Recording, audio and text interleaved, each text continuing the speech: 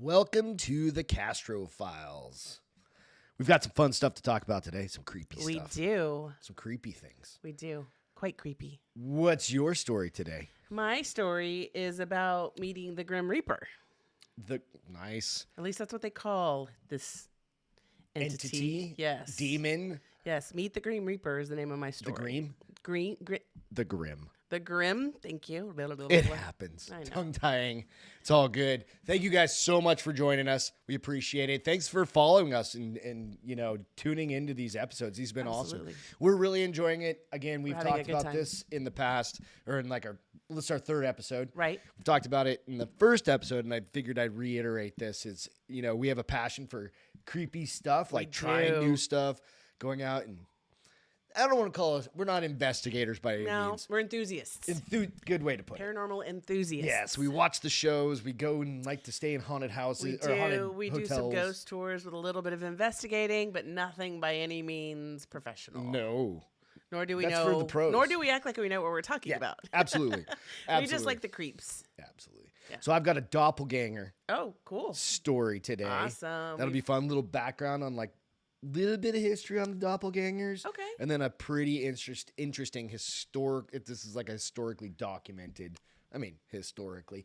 Historically to some. There are some creepy things about doppelgangers, just as there are things related to your stories. Yeah. You know what I mean? And the lore behind it. So Absolutely. we really do appreciate you tuning in and following us. Go out, check out. We kind of try and share the weird, strange, creepy kind of stories. Abnormal. Yeah. Yeah. Maybe we'll get into some aliens at some point. We'll be a little bit of everything. Some We love it all. skinwalkers. Well, there's some good skinwalkers out there. I know. Stories. Good. There's there's some probably good some good skinwalkers. skinwalkers out there, but there's some I don't think they're good, good though. skinwalker stories. Good in a bad way. Yeah. Good like Right, they're bad to the right, bone. Right. Scary Absolutely. To death. I think I have a dog hair in my eye. Sorry, guys. Story of our life. Exactly. 3 dogs. We've got 3 dogs. If you don't know a little bit about us, we're located in Texas, South Texas. We've got other podcasts that we do. The Bar is Open with Beth and Greg, which is kind of like our normal gig that we like to do. And then we've got day jobs, just like everybody else. We So do. we do this for fun. We do We this to do. try and entertain ourselves, creep ourselves out, And have oftentimes. others have fun. And Have others, bring other people help together. others have fun. Yeah, absolutely. Yeah. So, do you want to kick off today? Sure, I will kick off. Okay, cool. I think that'd be awesome. Kick off with your creepy story this evening. So my story comes from a book called True Ghost Stories, The Paranormal Tour of Northwest England and North Wales by Alan Bates. And this is he is a psychic, and these are a gathering of stories from him and other people he knows in the industry. Okay, cool. So So he's a psychic? Yes, and okay. these are true based stories. Like I mentioned, give me 1 second, let me find it. That's probably Gotta about get comfortable over here. bumping back and forth, right? I know, sorry about that. It's okay. Where did it go? Okay. Took me a second there. I was kept passing it up, passing it up. So I'm going to give a brief synopsis. So this story is called Meet the Grim Reaper, and it's with Anna Harrison, who is a psychic medium. Okay. So receiving, hopefully the whole night won't be like this. Receiving a cry for help from the general public in cases of possession, haunted houses, tarot reading, or purely a comfort call for a client after an emotional bereavement is common normality for Anna. Anna is not only a personal friend of the author, but a very gifted psychic, clairvoyant, tarot card reader, and spiritual cleansing expert who does not suffer fools gladly. So this story is going to be actually in her words. And so I'll just go ahead and jump into it. There's a whole bunch I could give you, but this is probably, she says, one of the most memorable experiences that knocked her off her feet in her career. All right. And it happened in the year 2007 in Wallasey Wirral.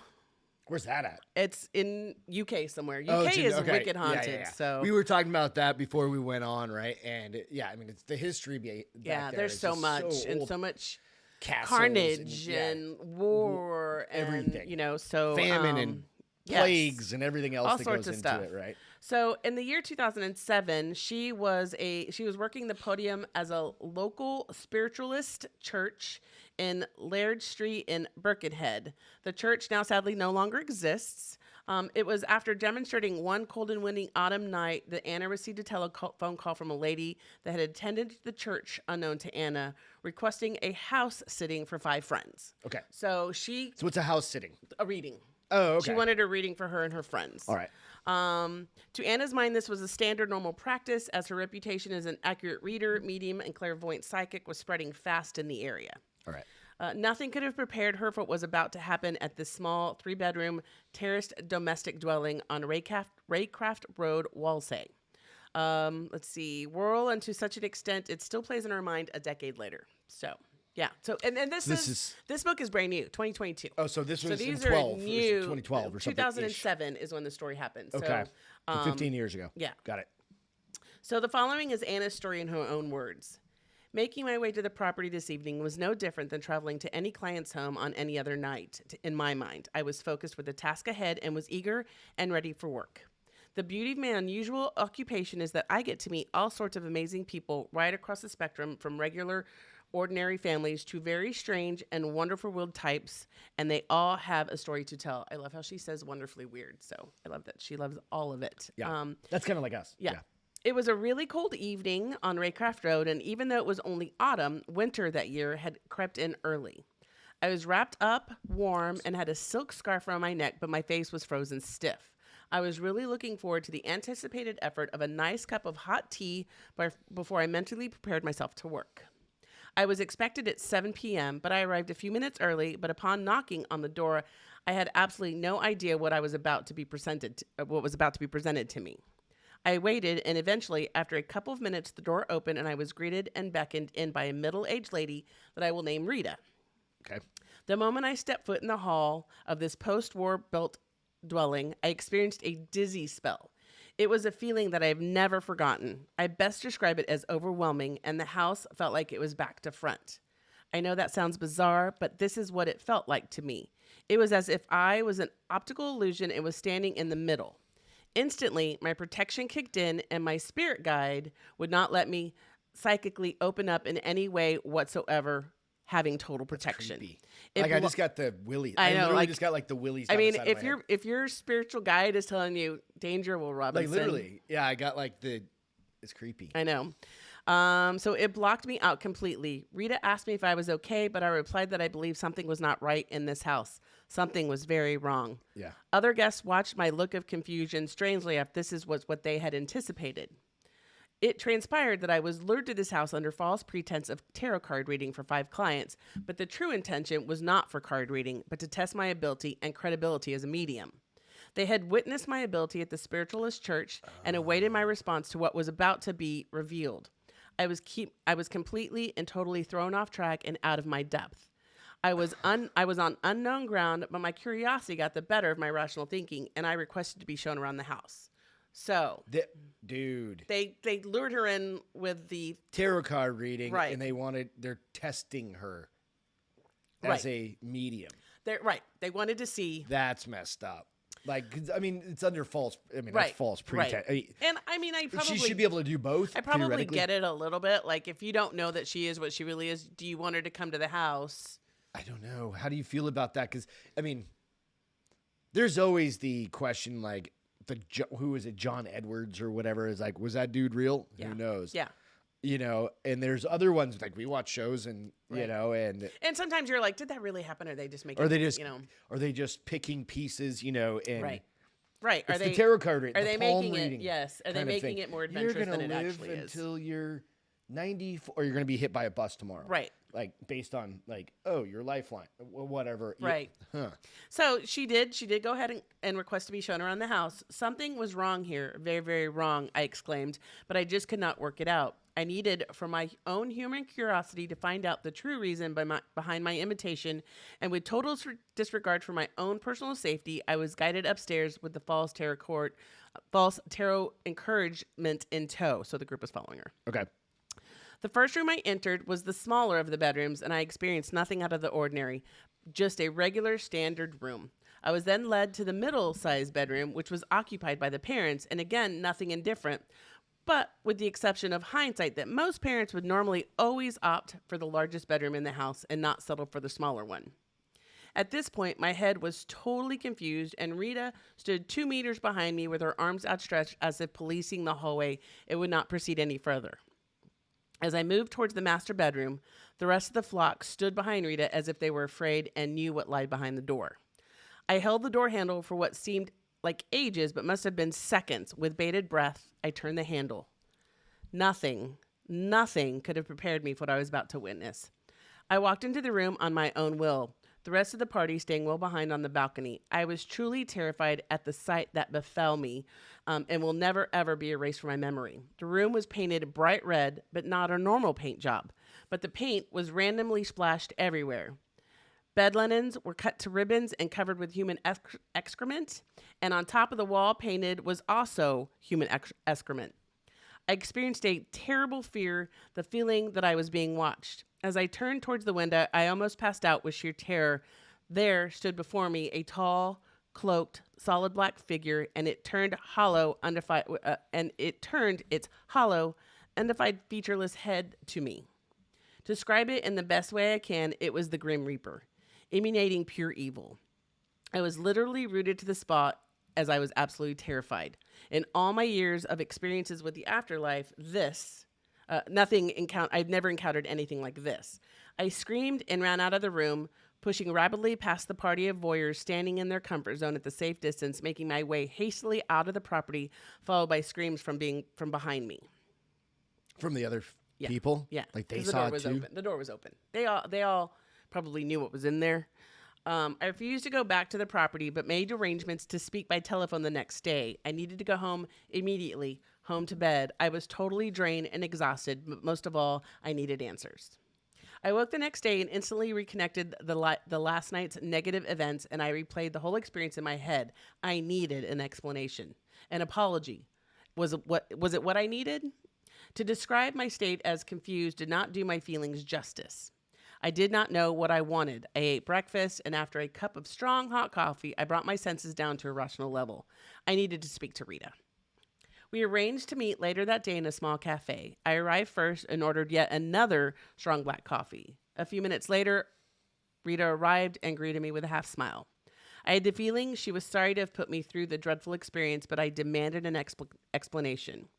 Rita sincerely apologized, but she said she needed it to be done. She needed a genuine instrument to visit her home, and then she slowly told the story from the beginning. Rita had a 16-year-old son named Jack. Jack was a normal teenager that liked to do what every other teenager was doing at that time. He was doing well at school, nothing out of the ordinary, just a lovable son. Late summer, Rita and her husband James decided they would like to take a holiday on their own, their very first holiday away from Jack. After all, he was old enough and mature enough to legally be on his own, and with a daily visit from his Aunt Doris to check on his well-being, it was decided that the warm climate of Tenerife would be the setting for a long-awaited break. The holiday was booked for 2 weeks, and even though Rita felt guilty that Jack was staying at home, she was feeling excited to have her husband, James, all to herself in the sunshine and the gentle climates of the Canaries. By the time the time spent by the pool was wonderful. Rita phoned regularly and all seemed in order, but a few days before the end of the holiday, Jack had a group of friends come over to the house. Aunt Doris had made her daily inspection, and now they were left to their own devices. As a lot of teenagers go through an experimental period, Jack was no different, and one of his friends had bought a bottle of vodka, and another of his friends had some cannabis joints, so within the hour, they were all inebriated and high at the same time. I can kind of feel where this is going. The stone conversation led into discussion on scary ghost stories, and Jack remembered that in one of the old drawers in an old closet was a Ouija board.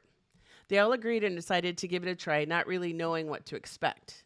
This was a massive mistake. A lethal cocktail of open, sensitive minds and alcohol and drug-infused state do not pair well with a Ouija board. It transpired from that day Jack was possessed by an element. Jeez Louise, let me try that again. It transpired from that day Jack was possessed by an element of evil as a direct result of using the board. After his friends had left, Later that evening, the only thing he remembered was that he was given the choice of killing himself or his parents. He had to choose. He has no memory of what happened next.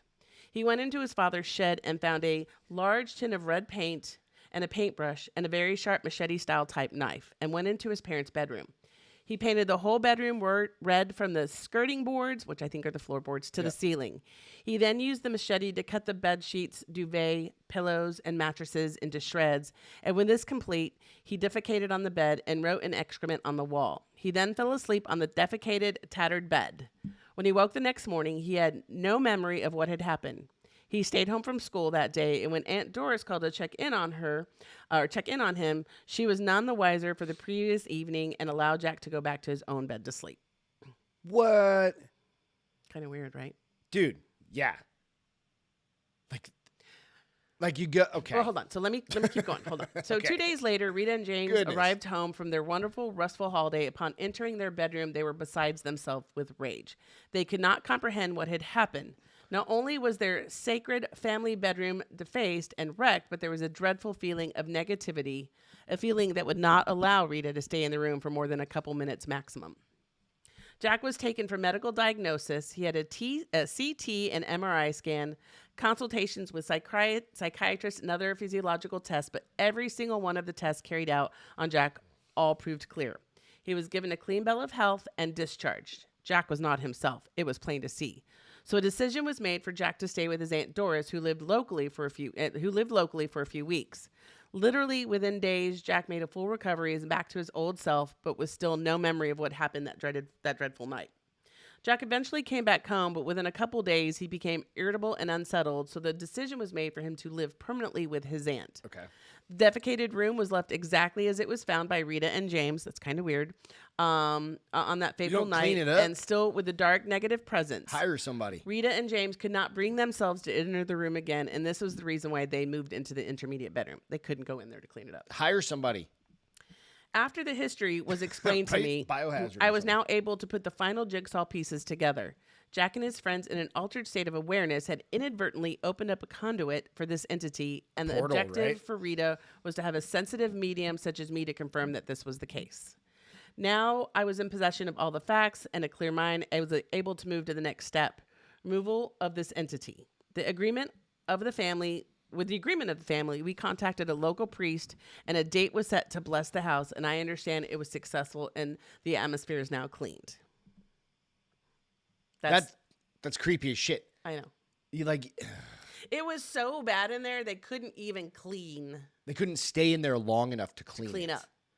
So Ouija boards are a thing. They are a thing. Like you got to be careful. Like regardless of what you believe. Like have you ever used a Ouija board? Everybody has as a kid. Well, I mean, it's kind of like they just described. This is something that you do as a teenagers 16-year-old, right, or whatever. Right. I remember, and this is like family lore. But I remember being terrified because I remember thinking, this is so like against, how is all three of us pushing this is so against around. Christ and what he has. I wasn't worried about that. The Christian in me, I was like, different. This is But there was like. And I could be wrong with this story, but you know my aunt's motel in New Hampshire, right? Right. It's got a basement, and there's definitely some so damn spooky things that have happened in that motel. It's been around for motels. That's right. Sorry, 60, 70 years or something like that. Family place, built everything as far as that goes. But there was a situation I think where they had a Ouija board. They did a session down in the basement. The basement was it was kind of like an extra family room. Right. Right. And that's where, even when growing up as a kid, that's where the whole family, my dad's whole side would go there. Right. And, but at one point they had done a Ouija board session in the basement. Right. And it like freaked them out. Oh yeah. So they threw the Ouija board away. Okay. Right. And it's one of those cases where the Ouija board ends up back on the table kind creepy. of thing. Right. They'd like thrown it, literally like it freaked them out, threw it away, and it's like, that's just what I've been told over the years. That I've learned over through our learning of a lot of this stuff. Mm-hmm. When you use a Ouija board, which most people don't, you have to close it. You have to tell everybody to go back, and you have to close the session. Yeah. And a lot of people don't do that because they get freaked out. And they just they leave it like it is. Like, nope, and that's where a lot of I'm telling you, like the excrement part, I'm like, come on, bro. I know. And that he slept on it. And then that he didn't remember. So he did all of that. I'm glad wondering he in my didn't hurt head. himself I'm or his wondering if in my parents. head, like that was his self-conscious way of murdering his parents without hurting anyone. Right, Like was like ruining their subconscious- room, painting yeah, the walls, yeah. and tearing their sheets and pooping on their bed. If that was like his way of saying, Could you imagine that's the possession you get? well, can you imagine coming home from a wonderful vacation to that, and you already need another vacation? Come on. You're like, Like- and I'm going back right now. I'm like, sorry, Bobby, but you're grounded. Jack, No more You're not allowed to have friends anymore. No more Ouija boards right, for you. right? Like, I mean, on top of the booze and the Right. weed, you know. So, And what was also weird is that if he would or and, stick to the booze and weed. booze and weed, no Ouija, or Ouija and no booze Right, and weed. just don't I mean, mix. How about we just say no Ouija, no Ouija board? How about you need to be old enough?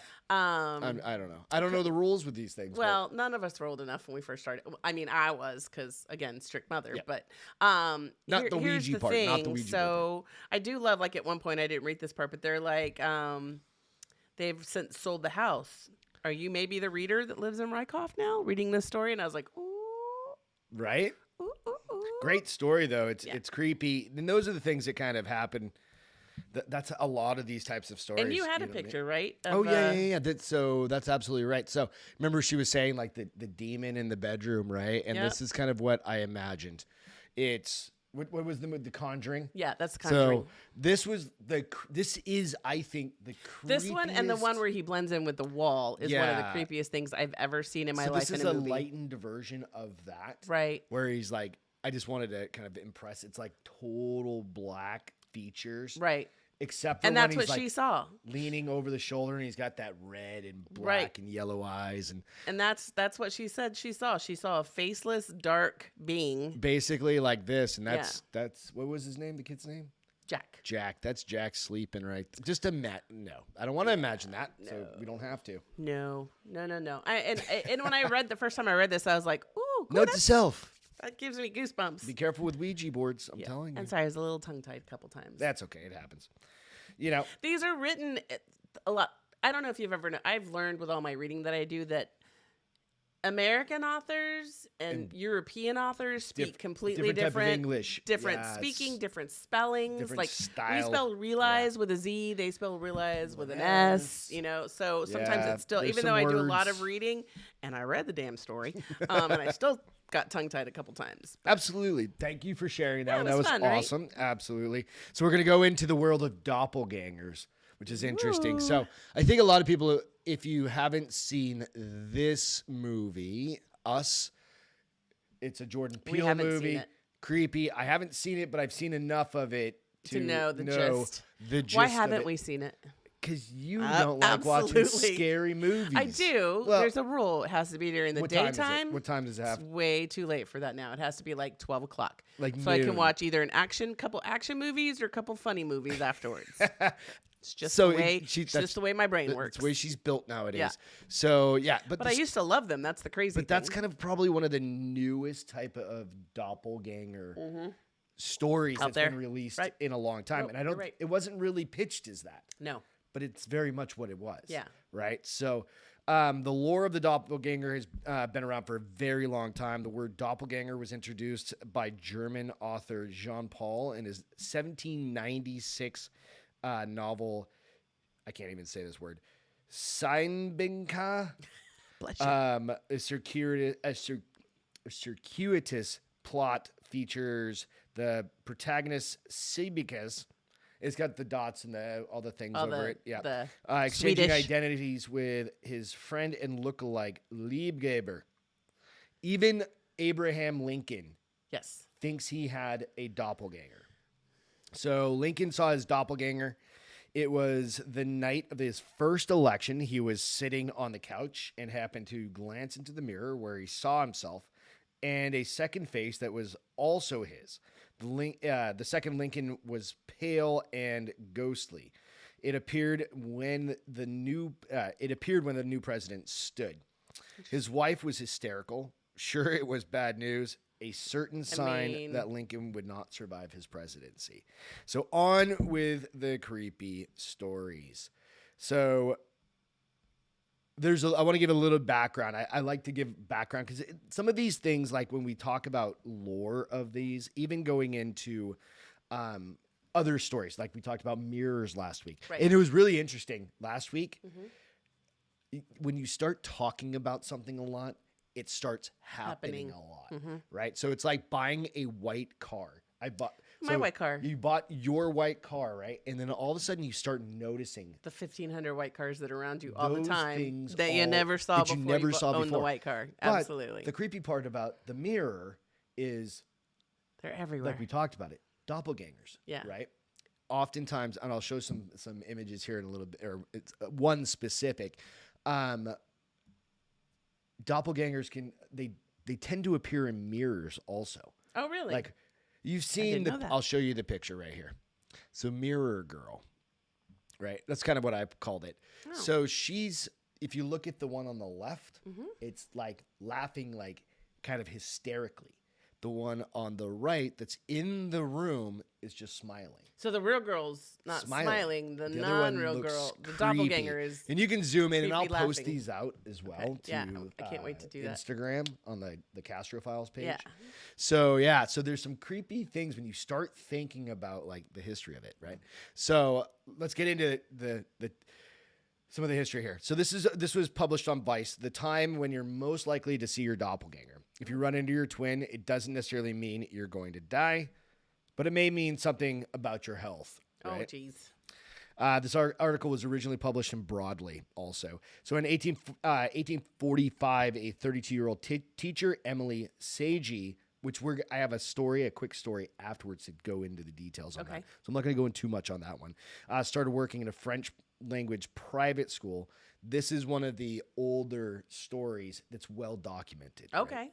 Well being passed down, right? Right. So her double first appeared in her classroom in front of her students. Oh. So it's going to be a good one. They saw her too? Yep. So I don't want to get into that yet. Right. So doppelganger literally means double goer in German. Okay. So they've long been the focus of folklore. People originally believed that the encountering an apparition of yourself was an omen of imminent death. Okay. I mean, Historical figures reported seeing their doubles just before they passed. Before her death, Queen Elizabeth I was rumored to have seen a corpse-like figure of herself lying on her own bed. Percy Shelley was visited by his doppelganger before he died in a sailing accident a few days prior to embarking on the fateful journey. He was a romantic poet, or the romantic poet followed the phantom as it walked from his Italian beach house to the seashore, watching it silently pointed out to the waves before vanishing. oh, wow. Right? So doppelgangers aren't necessarily portals or portents of doom. Oftentimes they just show what you want and your intentions are, but you can't do it yourself, right? So that's where the Emily Sagi story will get into that. So his intention was to drown in the ocean? No, it can be multiple different types of things. So Okay. mystics historically view doppelgangers as a type of demon able to shapeshift an evil twin in other words. So that's where the movie Us. Okay. That's like the evil twin. But Right. that was an evil family Family. twin, which was even creepier, right? Right. So paranormal investigation takes on a more scientific view these days. He told Broadly, we're more focused on looking at the idea of different dimensions and time phases that operate at the same time. So thinking like a cross, multi-dimensional kind of thing, like they're crossing over. Right. Like we're seeing maybe like our negative almost, not in a negative I can see term, that. but like we're the positive, that's the negative, or vice versa. Or right? like a film, like That's what I'm thinking, a negative. A negative, Yeah. right? Like The it's the opposite opposite of of what what this is is. actually happening. Right. So it's pretty interesting, right? Huh, So an alternate reality, right? He believes that doppelganger phenomenon is caused by people suddenly gaining the ability to tap into another time phase to view alternate versions of themselves or people. Interesting. He tells me a story about a man who was walking along a street and saw himself walk by in an opposite direction. Could you imagine that? Right. Well, I think I'd turn around and follow And him. as I was researching some of this, there are people that they're nowhere related Okay. And they absolutely could be twins of each other. Are they separated at birth? And they like test DNA, they test everything, and there's no lineage. It's pod people. But they look exactly. Maybe it is. It's aliens. It's aliens.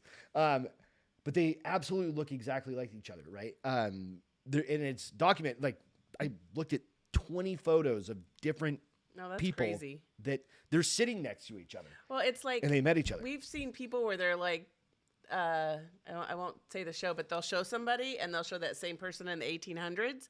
And they look exactly. Absolutely. And like I think Johnny Depp was one of them. And we're like, oh my Lord, he looks multiple, exactly like him. Celebrity kind of versions of that, right? And you go, what the heck is happening? Like, how is that possible? Right. I mean, lizard people. There's been, I don't remember how many billions of people or whatever it is that have lived and died or something like that. Multiples of tens or something like that. And some people believe in reincarnation, and I could see how you could probably resemble yourself if that's what you believe in. Maybe. Yeah, absolutely. You know? So the theory that is, this was 8 years later. So this guy walked by himself. 8 years later, the same man walked past himself going the other way. That theory is the only way I can explain it. So 8 years later, he passed himself again. Wow. He said that theory is the only way I can explain it. Multiverse. Explain something like that. There's definitely something paranormal in it. It's really like a multiverse almost. Roberts adds. Yeah, it's that. Absolutely. So some people believe you will believe you can will yourself to move through the vortex, and the process is astral projection. Okay. Right, where you can actually go into Project that other yourself, right. So, AKA a glitch in the matrix. Right. So there's tons of stories of this, like just one-offs where you know the black cat kind of thing. Like I've done that before. I've seen the Matrix that person. stuff. The Matrix, yeah. right? There's also other things where it's like your mind's playing tricks on you. Right. I could see that very clearly. Right? Yep. Like you think you see something and you look back and your it's brain, gone. like because there's studies out there that say that like your eyes bring in data. Everything is data. Everything is information, right? You bring it in, and it takes like milliseconds or less than milliseconds for your brain to process it. Right, for the processor to kick in. Remember how we were at lunch today? Mm-hmm. And like the table slid a little bit. Right. But it messed with my eyes. Right. Just for a second, I was like, whoa, because I was focused on something different. And it's kind of, or it's almost like, have you ever been in a car and you're sitting still and the car behind you? You're and you like feel like you're rolling down, all of a sudden, even though you're and that you're car on the brakes. behind you or beside you moves backwards. Yes. Yeah. And it feels like you're pushing forward. And you're like, but my foot's on the brake, so that's not possible at this point. There's weird things like that can happen to us, and it's perception. Makes sense. Yeah, makes sense. Even though you're not moving, your brain feels like you're like, whoa. It's seeing you hit the brakes one more time. Yeah. Or a little harder, you know. Right. It's weird stuff like that can happen. But they also say that, you know, there's situations that could be related to like schizophrenia. Okay. You know, obviously multiple personalities. Again, it's your brain, right. You know, there's a lot of those types of things that could potentially happen, right? Right. So, let's jump into the story of Emily Sagee. Her name is Sagee, so I think it's Sagee. Yeah, I think so. Pretty sure. Sagee. So this one is on mamamia.com. Mamma Mia. And it's an interesting one. And I'm just going to pop this up here real quick. So this is basically a double, right? And it's the positive and the negative, right? When you think about like the actual, like what we were just talking about. The reverse. The reverse. One is good. Is one evil? It's just the negative, right? So we'll leave this up while I tell this story. I guess it depends on what happened when you're doppelganger that determines if it's evil or not. So Emily Sagee had an enviable reputation as a school teacher. She was dedicated, adored by her students, and incredibly incredibly diligent. But over the course of her teaching career, a bizarre pattern emerged. In just 16 years on the job, Emily had over 19 different teaching positions in countless schools across France. Okay. People were becoming suspicious. How could such a sincere and hardworking teacher be turned away from so many schools? But when the 32-year-old began her 19th teaching role at 32 years old, 19th teaching role at an elite boarding school, Pensionnat von Nieuweweckel, something like that. In 1846, it soon became clear. there was a very good reason why Emily couldn't retain her teaching roles. While teaching at Pensionnat von Nieuwilkel, Let's call it Pensionnat. I know, right? A number of teachers and students began complaining about seeing Emily's twin in the classroom. On another occasion, the twin was seen helping Emily fix a student's dress. But perhaps most bizarrely, Emily had no idea about her doppelganger's existence. Like she never saw him when everybody else saw She him? never saw it. Interesting. In fact, she never came across her own so-called twin. The story of Emily Sagi was first told by Robert Dale Owen in his 1860 book, Footfalls on the Boundary of Another World. Okay. In the book, Dale Owen writes that he heard about Emily's story from Julie von Guldenstumble.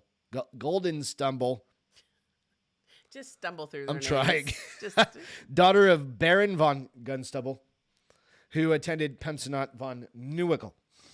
I'm trying here. You're doing great, babe. Thank you. Appreciate that. According to Dale Owen, Emily was completely oblivious to her doppelganger. However, witnesses claim that she often appeared strangely groggy and lethargic when her twin appeared, as if she may have some sort of control over it. On the many occasions that Emily's twin was spotted at Pensionnat, that place, at the school, she appeared in the classroom, leading many to believe that the doppelganger was simply a hallucination. But after some time, the doppelganger seemed to stray further from Emily. On one occasion, Emily was teaching a class of 42 girls when she stepped outside to pick some flowers from the garden. While she was away from the classroom, the students were left intently working on their sewing. From the window, they could see Emily in the garden, but just moments after she left the room, Emily's twin appeared in the teacher's chair. Students thought nothing of it until one gasped and pointed out the window where Emily was still working diligently in the garden. Two of the students stood and approached the doppelganger and being quite brave, reached out and touched it. They said it looked just like Emily Sagi in all aspects, except when they ran their hands through the entity. They said it felt empty, like stuff cobwebs are made of.